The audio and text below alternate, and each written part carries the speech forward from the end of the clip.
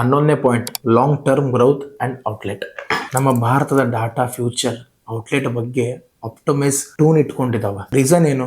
Infrastructure base, manufacturing expansion, digital ecosystem, policy continuity, young population plus population stability, growth ಮೂಮೆಂಟನ್ನ maintain ಮಾಡ್ತಾವ. ಒಟ್ಟಾರೆ ಈ ನಮ್ಮ ಭಾರತದ ಡಾಟಾ ಏನು ಹೇಳ್ತೈತಿ ಅಂತಂದ್ರೆ, ಇಂಡಿಯಾದ ಗ್ರೌತ್ ರ್ಯಾಂಡಮ್ ಅಲ್ಲ, structured growth. India stability accidental ಅಲ್ಲ, policy driven stability. India resilience temporary ಅಲ್ಲ, system level strength, reform, capital investment, financial stability, energy transition, digital ecosystem ಇವೆಲ್ಲ ಸೇರಿ ಎಕಾನಮಿ ಬ್ಯಾಕ್ ಬೋನ್ ಬಿಲ್ಡ್ ಮಾಡ್ತಿದಾವ. ಇದು ಸ್ಲೋಗನ್ ಅಲ್ಲ, ಇದು ಆಪ್ಟಮಿಸಮ್ ಸ್ಪೀಚ್ ಅಲ್ಲ, ಡಾಟಾ ಬೇಸ್ಡ್ ಸ್ಟ್ರಕ್ಚರಲ್ ಅಸೈನ್ಮೆಂಟ್ಸ್.